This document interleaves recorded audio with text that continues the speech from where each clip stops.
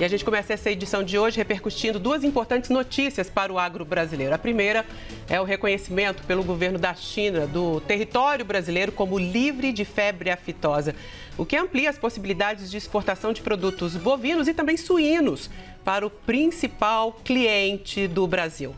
A segunda notícia é a decisão do Escritório Comercial dos Estados Unidos, que propõe taxar em 25% as importações brasileiras a partir do dia 15 de julho. Produtos essenciais como carnes e também o café ficaram de fora. Mas no agronegócio o impacto pode vir principalmente do mercado de etanol.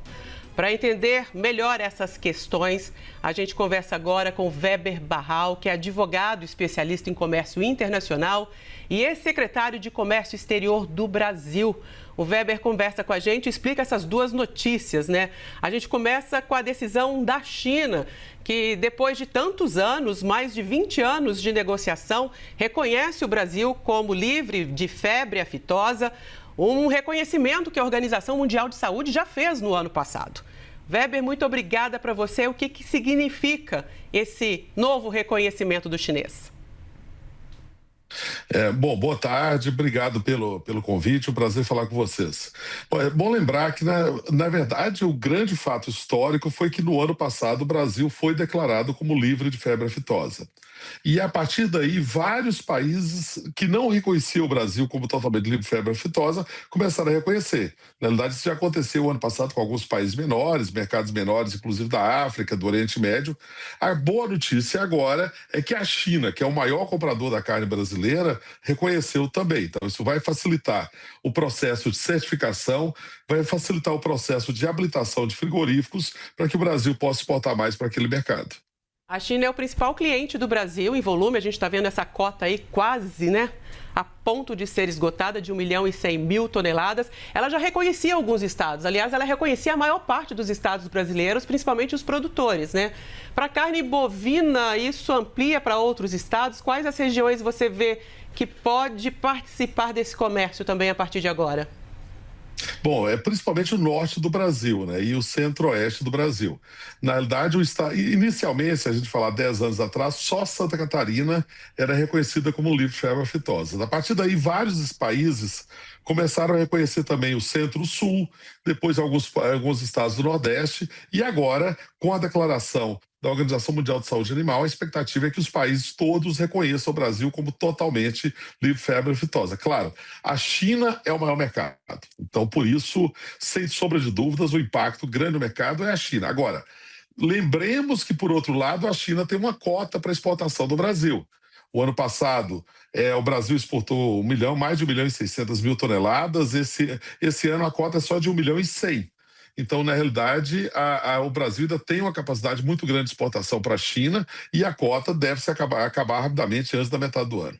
Ou seja, já tem várias, né, unidades habilitadas a exportar para a China, mas esse reconhecimento diante do mundo, principalmente pelos países asiáticos, né? Como é que o senhor acredita que esse status, né, esse carimbo a mais no certificado do Brasil, do reconhecimento do Brasil, pode influenciar as vendas, principalmente para a Ásia, onde o Brasil precisa estender também as suas vendas e tornar menos dependente de China?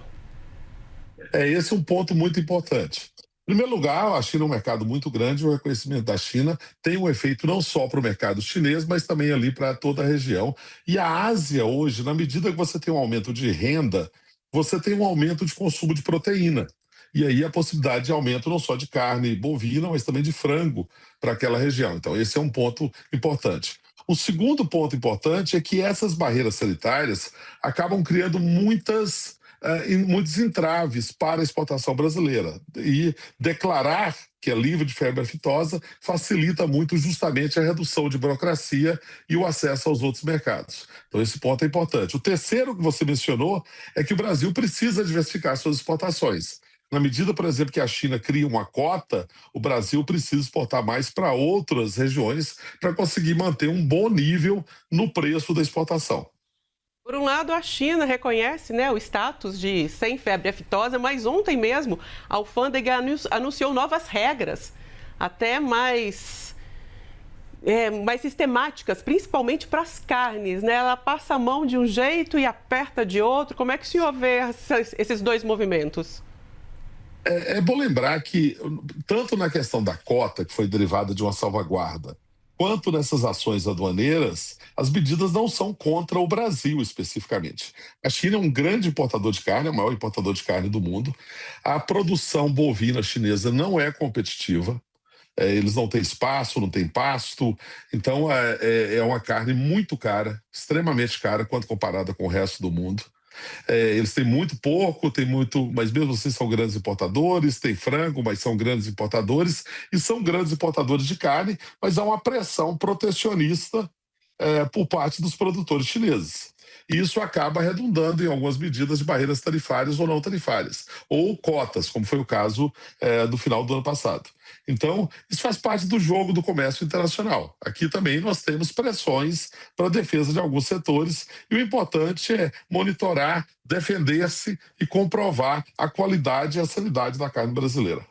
Em tarefas para proteger o seu próprio comércio, hoje, a gente amanheceu aí com a notícia que os Estados Unidos pretendem taxar o Brasil em 25% em vários produtos, não para carne, não para o café, mas dentro dos produtos do agro, o etanol. Como é que o senhor vê essa decisão? Já que o nosso etanol é vendido mais caro, mais taxado para lá, 18%, enquanto os deles é 2,5%. Essas tarifas se mantêm? É assim mesmo? Veja, a questão. Bom, primeiro, o que houve hoje foi um relatório do representante comercial, USTR, propondo, como resultado de uma investigação que demorou um ano, por várias razões, que envolve PIX, envolve desmatamento, patente farmacêutica, várias reclamações americanas, se propôs a aplicação de 25% contra importações brasileiras. Ainda vai haver uma fase de consulta pública, vai haver audiência em Washington, aí o relatório revisado vai ser enviado para o presidente Trump. Nesse meio tempo, ainda vai haver uma negociação entre o governo brasileiro e o governo americano para tentar evitar, evidentemente, essa aplicação da medida adicional, porque seria uma tarifa adicional contra produtos brasileiros. No caso do agro, aqueles produtos que já eram isentos, são produtos muito importantes: carne, suco de laranja, café, vários alimentos, minerais, alguns produtos químicos, esses aí continuarão sem tarifa, mesmo que venha a haver essa tarifa de 25%.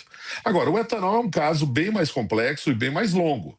Na verdade, o Brasil, há muitos anos, vem propondo para os Estados Unidos uma redução a zero da tarifa de etanol, mas, em contrapartida, pede uma maior abertura em cota para exportar açúcar para os Estados Unidos. Então, essa negociação já vem há muito tempo e vai continuar agora. É parte de uma negociação complexa que envolve, inclusive, a produção de algumas áreas do Brasil, envolve a mudança na produção do etanol do milho, que está aumentando muito no Brasil, envolve inovação tecnológica, transição energética. Então, tudo isso vai fazer parte do pacote de negociações. Mesmo o Brasil sendo o segundo maior produtor de etanol hoje, atrás dos Estados Unidos, ainda há necessidade de comprar etanol dos norte-americanos, já que os Estados Unidos quer equilibrar esse comércio, quer que a gente compre mais deles? É interessante isso, porque quando você olha a balança, o Brasil exporta bastante para os Estados Unidos no primeiro semestre e o Brasil importa dos Estados Unidos no segundo semestre. Então tem a ver também com a safra, o momento da safra, a produção do etanol. Um país é complementar ao outro. Evidentemente, o ideal é que houvesse uma redução tarifária não só para o etanol, mas também para o açúcar, onde o Brasil é muito competitivo e os Estados Unidos são muito protecionistas. Então, isso é que é a negociação, e não há problema nenhum você complementar a safra de um lado e de outro, faz parte do comércio internacional. Agora, os americanos estão defendendo os interesses deles e nós vamos bater forte nos nossos interesses. Welber, muito obrigada pela presença aqui no CNN Agro News. Muito obrigado e boa tarde. Boa tarde, obrigada.